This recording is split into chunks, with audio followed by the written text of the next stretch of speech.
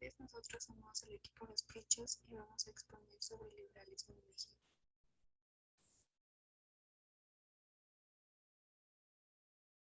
El liberalismo se dio en Países Bajos como Inglaterra, Escocia, Estados Unidos y en donde menos floreció fue en Francia. La teoría política floreció desde la mitad del siglo XVI hasta la mitad del siglo XXI.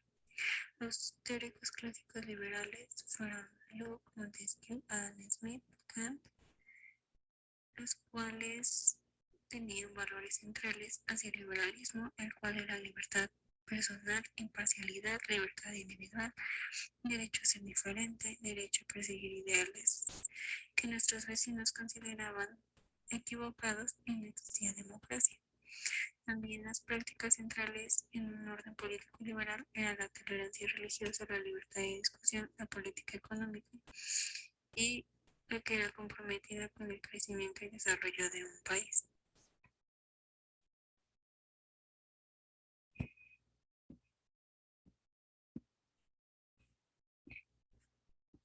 ¿Qué es el liberalismo? El liberalismo es una ideología o un movimiento que promueve la libertad de acción del individuo dentro de un marco legal establecido por un Estado de Derecho sin causar disrupción ni coacción en el área de libertad de acción de un tercero. Es decir, el liberalismo es una filosofía política y económica que aboga por salvaguardar la libertad del individuo en distintas facetas de la vida diaria, evitando coerción. Bajo el principio de no agresión, promueve en este sentido la emancipación política del individuo en la sociedad, de tal manera que el individuo a nivel de derecho y libertad es catalogado como un ser independiente cuyas asociaciones con otras personas se realizan únicamente de manera voluntaria y pacífica.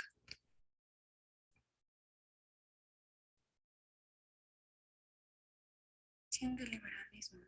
Características del liberalismo. Algunos puntos más sobresalientes de la ideología liberal fueron la libertad de expresión y pensamiento, soberanía popular, la separación entre la Iglesia y el Estado y la abolición de fueros y privilegios. Buscaba un Estado de derecho donde todas las personas fueran iguales ante la ley, todos deben tener una serie de derechos individuales sobre los que nadie puede intervenir. Se hablaba sobre el derecho a la propiedad privada, el cual debe ser definido por la ley, la división de poderes que es garantizada por la Constitución y los códigos civiles, la separación de la Iglesia y el Estado, existiendo en mayoría un cauce y libertad total de culto y cultura. Los preceptos fundamentales del liberalismo son los seres humanos entre racionales que poseen derechos inalienables y la capacidad de elegir por sí mismo.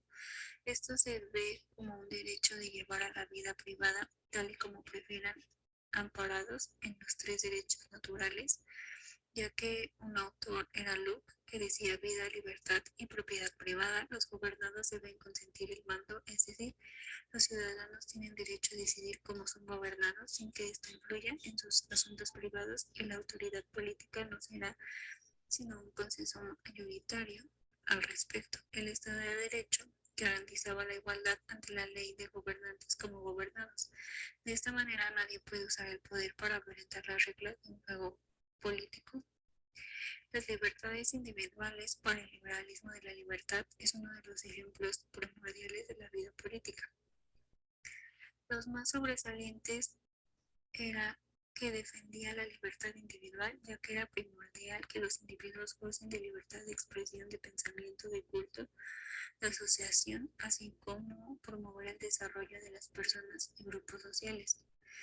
Limita el poder del Estado. El Estado o grupos o organizaciones no deben limitar las libertades de los individuos. Tomar el principio de igualdad ante la ley. Todos los ciudadanos son iguales ante la ley, ningún tipo de distinción de clase social, raza o cultura. Garantiza la propiedad privada, ya que defiende y considera fundamental el derecho a la propiedad privada para optimizar la economía de un país. Prevalece el Estado de Derecho, tanto los gobernantes como los ciudadanos gobernados son iguales ante la ley. Establece códigos legales, ya que se establecen leyes y reglamentos para poder regular los aspectos sociales y económicos para un bien común, ya que son discutidos por asambleas y parlamentos. Prevalece la libertad de culto, Esto se propicia que es un Estado laico que funciona de forma independiente a cualquier organización religiosa, ya que esto permite una libertad de culto.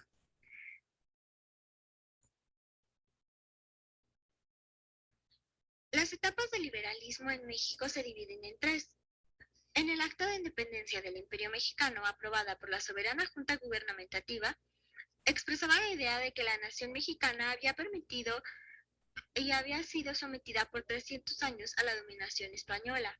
Ahora que era independiente podía ejercer aquellos derechos que ya eran reconocidos por todas las naciones cultas como inanejables y sagrados.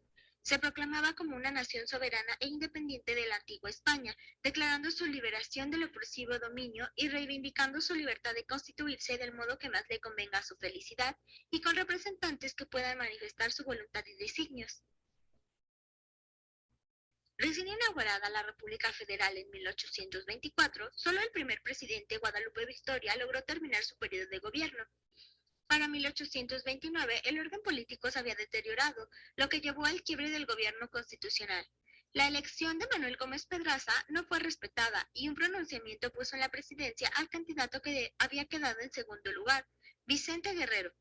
La atmósfera inicial estaba cargada de un optimismo político en el futuro de la nueva nación, que pronto se desvaneció. Este optimismo era parte de una vigorosa tendencia exhibida por los liberales a identificarse como un destino utópico de los Estados Unidos, donde la adopción de una constitución liberal parecía constituir la seguridad de un progreso ilimitado. De acuerdo con Alamán, lo que los constituyentes mexicanos hicieron entre 1823 a 1824 fue una mezcla de la Constitución de Estados Unidos al redactar nuestra Constitución Federal, que resultaría en una gran equivocación al pensar que por estar copiada debía de producir los mismos efectos operando con distintos elementos. La debilidad del liberalismo constitucional como un programa político se hizo evidente en Mora después de 1830, que como liberal ya no podía pasar por alto, como lo había hecho antes, la realidad de los privilegios jurídicos de la Iglesia y del Estado. Se dio cuenta de que en lugar de restringir aún más al Estado, debía de fortalecerlo, para que la igualdad de la ley y el individualismo tuviesen algún sentido. Así le dio la espalda al constitucionalismo. Para 1833, un liberal radical compañero de Mora, Valentín Gómez Farías, llegó al poder y lanzó su primer programa de reforma que intentaba combatir los fueros y privilegios empleando el poder del Estado. El gobierno de Gómez Farías estaba apoyado por Mora, que no dudó en hacer uso de la ley de caso para combatir a sus enemigos políticos y perseguir sus fines ideológicos. Había un conflicto entre el Estado muy fuerte, que para atacar los privilegios corporativos, por otro lado estaba el Estado limitado, para garantizar una libertad individual. Así llegamos a la segunda etapa. La característica central de este segundo momento en la historia del liberalismo es la sincronía. Tanto en la crítica conservadora como en la propuesta liberal hay un desfase de lo que ocurría en Europa y en Estados Unidos. Como en otras partes de Hispanoamérica, el liberalismo en México fue una importación metropolitana. En muchas ocasiones los letrados imitaron y revieron los dogmas de fe como los principios aprendidos en libros como por ejemplo el curso de política de Constant. Mariano Otero afirmó en 1847 que en México no había podido ni iba a poder haber eso que se llama espíritu nacional, porque no hay nación. Mientras el fanatismo, la ignorancia y la holgazanería sigan siendo la base de nuestra educación y mientras no tengamos un gobierno verdaderamente ilustrado y enérgico, el pueblo mexicano, aunque pisando el oro y la plata, será un pueblo débil y desgraciado. Pero lo más notable desde el punto de vista de las ideas es que el desastre de la guerra produjo un extraordinario fenómeno ideológico, un debate nacional extemporáneo, no sobre la conveniencia de México que hubiera adoptado el sistema representativo, sino sobre la pertinencia misma de esta forma de gobierno. Del fin de la ocupación norteamericana hasta el comienzo de la Guerra de Reforma, los liberales estuvieron divididos en moderados y puros. Los líderes políticos de los puros eran Benito Juárez, Ponciano Arriaga, Melchor Ocampo, pero de los moderados eran Ignacio Comonfort como su principal cabeza. Cuando este último, como presidente de la República, se negó a adoptar una nueva constitución en 1857, los liberales puros tomaron el mando del país y ya no lo dejarían. Es posible entender un poco el radicalismo de los liberales puros, en parte como una respuesta al pensamiento reaccionario que hemos estado analizando anteriormente. Esta etapa es por excelencia el periodo liberal en México. También es cierto que, como en otros intelectuales de su tiempo, los puros fueron influidos por la Revolución de 1848 en Francia. Tres acontecimientos que marcaron el periodo fueron la dictadura de Santa Anna, apoyado por el Partido Conservador, la reforma anticleral, la Constitución de 1857 y la intervención francesa, que llevó a un príncipe austríaco al trono mexicano. Finalmente, la República fue restaurada y el Partido Conservador desapareció de la escena política. En la lucha contra los invasores extranjeros, sus aliados y los conservadores, el liberalismo finalmente se fusionó de manera inseparable con el patriotismo mexicano y así se nacionalizó. Aborreciendo la Iglesia Católica, cuyo poder e influencia se consideraba como el principal obstáculo para el progreso social, económico y moral, sin la destrucción de la autoridad pública sería imposible crear una sociedad moderna y secular, dedicada a los principios de la Revolución Francesa. Ramírez creía que en la economía del mercado y en un Estado ilimitado, además de pensar que el municipio sería el bastión principal de la libertad cívica, los patriotas mexicanos, a diferencia de los modelos franceses, no pudieron elaborar ninguna forma de nacionalismo jacobino. Aparte de sus ideales y proyectos liberales universales, los liberales no tenían más que un gran mensaje para su pueblo: una necesidad absoluta de independencia de todo gobierno extranjero. Así llegamos a la tercera etapa. Aparentemente el liberalismo triunfó en México, pero al tiempo que logró conquistar algunas de sus metas más anheladas, se perdió o se transformó en una doctrina política y social distinta, el positivismo. A pesar de que el positivismo no es una teoría política propiamente dicha, sus preceptos proveyeron a las élites mexicanas de numerosas claves para entender su realidad. La política científica implicaba la convicción de que los métodos científicos podían ser aplicados a la solución de problemas nacionales. La política fue entonces vista como una ciencia experimental basada en hechos observables, y los gobernantes ya no debían guiarse por cosas abstractas, teorías y fórmulas legales que solo habían llevado a revoluciones y a desorden. La sociedad debía de ser administrada más que gobernada por sus representantes electos. A partir de la segunda década del siglo XX, otras doctrinas políticas compartieron exitosamente la herencia liberal. El socialismo, el corporativismo y el nacionalismo en algunos casos, como el fascismo. Sin embargo, si bien esta interpretación acierta en gran medida, ha oscurecido algunos matices importantes. Las doctrinas liberales clásicas basadas en el individuo autónomo se dieron ante algunas teorías que concibían al individuo como una parte integral del organismo social, condicionado por el tiempo y el lugar, siempre cambiante, como la sociedad misma se transformaba. El régimen de Porfirio Díaz, en su perspectiva, México debía de ir más allá de la negativa política metafísica y revolucionaria característica de la mitad del siglo para formular un programa en consonancia con una nueva era. La agenda de la política científica de hombres como Justo Sierra fue la reforma constitucional dirigida a fortalecer el gobierno, la base tanto del orden político como del progreso económico. Los nuevos liberales no eran legitimadores del porfiriato, pues criticaban diversos aspectos de este régimen. Pedían una reforma integral de la Constitución de 1857 para acercar el orden legal a la primera práctica política, no para dejarla en manos libres a Díaz. Los liberales conservadores se opusieron cuando apoyaron, por ejemplo, la inmovilidad de los jueces de la Suprema Corte de Justicia. En cualquier caso, eran realistas. Los liberales puros, como José María Vigil, fueron desplazados del centro político e intelectual por los nuevos liberales. Al final del porfiriato, estos últimos habían logrado establecer una hegemonía. El abandono del liberalismo doctrinado fue tan manifestado que los clubes políticos de oposición que surgieron de diversas partes del país de autodenominación liberales buscaban recuperar la tradición liberal abandonada por la práctica de Díaz. Madero utilizó este regreso a la Constitución liberal como una bandera de combate. El liberalismo se mantuvo durante el porfiriato como un factor independiente. Díaz nunca logró eliminar del todo los resabios del liberalismo doctrinario a partir de 1900. Estos empezaron a cobrar fuerza. La tradición liberal fue resguardada en el seno de las viejas familias, particularmente en el norte del país. Estas oposiciones regionales acabaron por hacer nacionales gracias a procesos sociales y económicos producidos durante el porfiriato, como el crecimiento de las clases medias y el desarrollo de los centros urbanos. Madero, con su llamamiento a restaurar el gobierno constitucional y la protección de los derechos individuales, catalizó una energía opositora acumulada. Las preocupaciones liberales doctrinarias habían surgido al final del Porfiriato. Aunque el experimento de Madero fracasaría al final, su mera existencia dejaba una constancia en la fuerza de las ideas liberales como un motor del cambio político y social.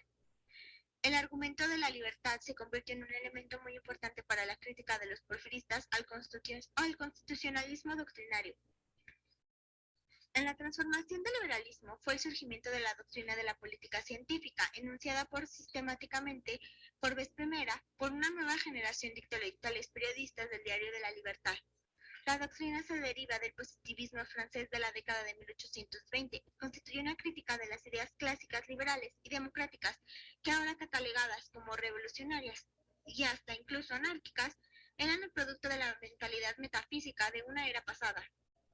El debate ideológico en México, producido en 1893 dentro de los términos del constitucionalismo liberal, cuando los científicos producieron una reforma a la Carta Magna para lograr la inmovilidad de los jueces, a la que se opusieron los liberales doctrinarios defensores de la política de 1857.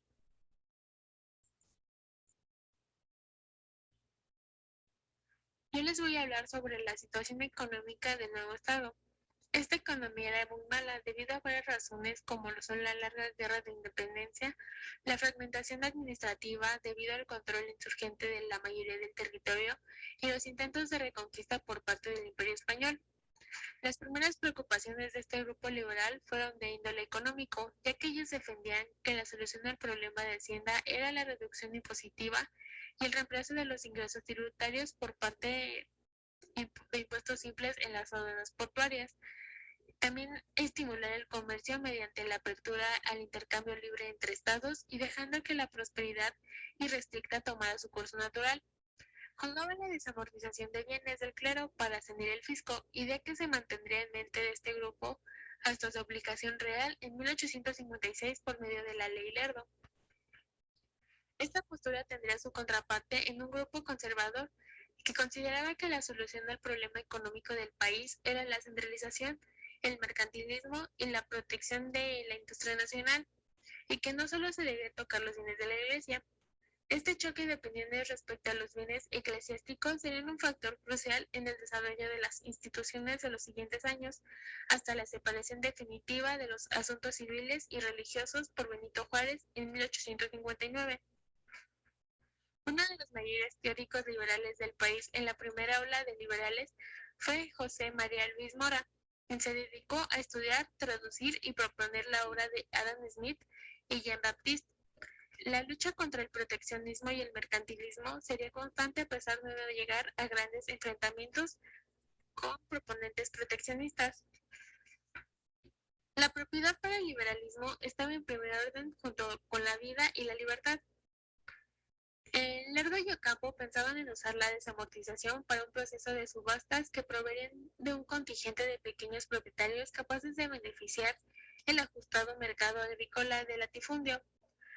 Se trataban de asuntos relacionados con fundamento de la propiedad, donde el derecho natural es anterior a cualquier pacto civil o contrato de la sociedad, y que por tanto, si esta última lo niega, el pacto se rompe.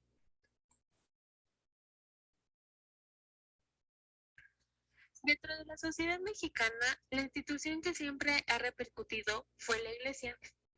Su incidencia se debe de acuerdo al grado de identidad apropiado por los creyentes.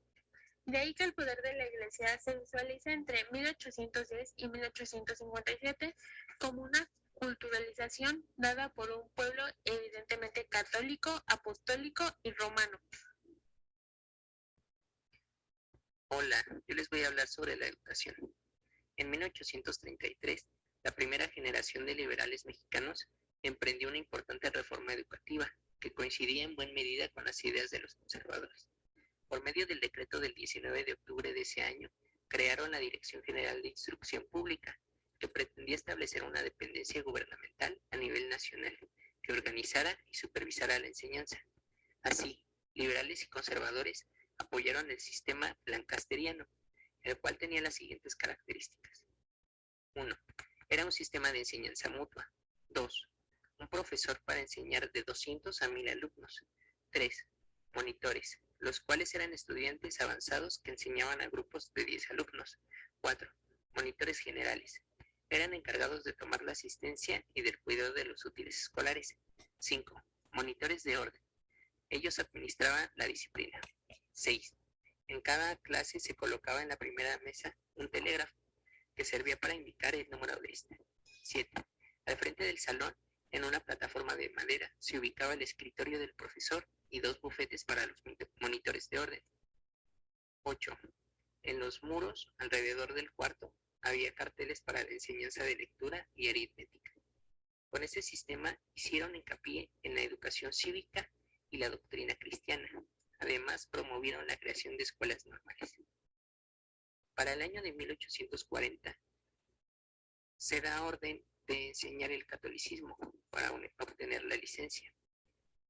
Los preceptores necesitan profesar esa religión y contar con un certificado emitido por los párrocos de que frecuentaban los sacramentos. 3 años después, en las bases orgánicas, se estableció que la enseñanza debía estar orientada hacia la finalidad religiosa, de manera que esta fue empleada como una bandera de lucha para cuestionar nuevos planes de estudio y libros de texto, entre otros aspectos. En 1853, el gobierno decretó como obligatorio dedicar media hora por la mañana y media hora por la tarde a recitar la doctrina cristiana. En 1857, solo el 11% de la población en edad escolar asistía a la escuela.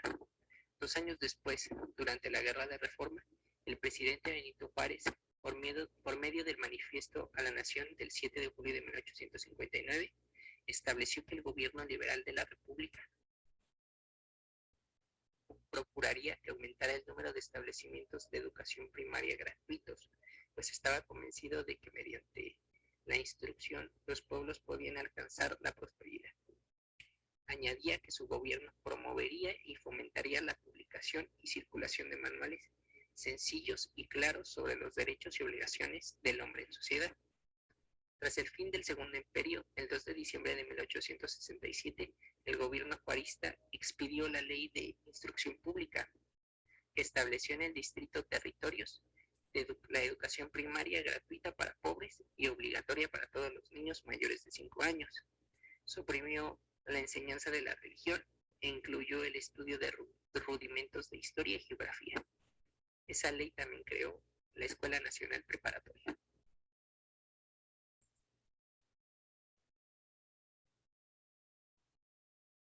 Ahora hablaré sobre la división de poderes y formas de gobierno. Durante los primeros años del Imperio Mexicano, es principalmente Fray Servando Teresa de Mier quien defiende la supremacía del Congreso sobre el Ejecutivo, argumentando que dado que fue el Congreso quien lo eligió para este puesto, tiene la supremacía. Más adelante, después de la caída del Imperio Mexicano, se adopta una república federal, de la que Ramos Arizpe y Lorenzo de Zavala son apasionados promotores y defensores, siendo aprobada el Acta Constitutiva de la Federación el 31 de enero de 1824. Después de la aprobación de la Constitución el mismo año, existían 20 estados, 4 territorios y un distrito federal. Respecto a la división de poderes, el artículo 9 del Acta Constitutiva decreta que el supremo poder de la Federación se divide para su ejercicio en legislativo, ejecutivo y judicial, y jamás podrán reunirse 2 o más de estos en una corporación o persona, ni depositarse el legislativo en un individuo.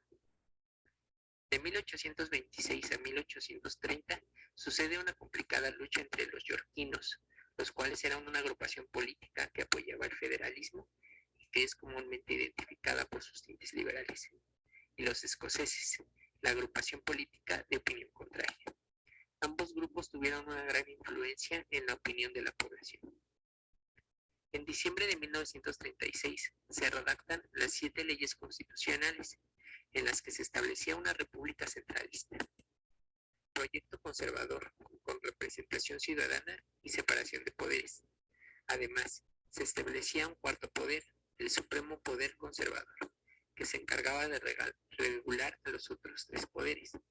Finalmente, con el apoyo del general Antonio López de Santa Anna, se llega a las bases de Tacubaya, las cuales hacían cesar los poderes establecidos por la Constitución de 1836. Por medio de ellas se llega a un auge liberal que abarca de 1841 a 1842. Durante estos 2 años se nota una marcada diferencia entre dos grupos liberales, uno democrático, con principios de igualdad entre las personas, y uno ilustrado, principalmente aristocracia de notables. Un gran defensor de la nación frente a una posible dictadura militar por parte de Santa Anna fue Juan Bautista Morales, quien a través de su gallo pitagórico criticó la tiranía y corrupción del ejército. Además denunció los excesos económicos que representó la guerra de independencia. Cuando en 1846 surgen tendencias a favor de una monarquía y de su gobierno, encabezado por las clases pudientes, que serán utilizadas para justificar a Maximiliano de Habsburgo, argumentando que México vivió y está acostumbrada a esta forma de gobierno. Es principalmente Gutiérrez Estrada, quien a pesar de que en un principio apoyaba estas ideas, ahora defiende la integridad e independencia de México. Finalmente, y como medida desesperada, los conservadores buscan el apoyo en Santa Anna para volver a instaurar una república centralista, proyecto que se llevaba a cabo cuando el 20 de abril de 1853 Manuel María Lombardi le entrega el poder a Santa Anna. Y bajo un plan desarrollado por Alamán, decretan varias leyes que van en contra de los ideales liberales, como por ejemplo la ley de Lares de restricción de libertad de imprenta. Gracias por su atención, compañeros y maestro. Muchas gracias por su atención.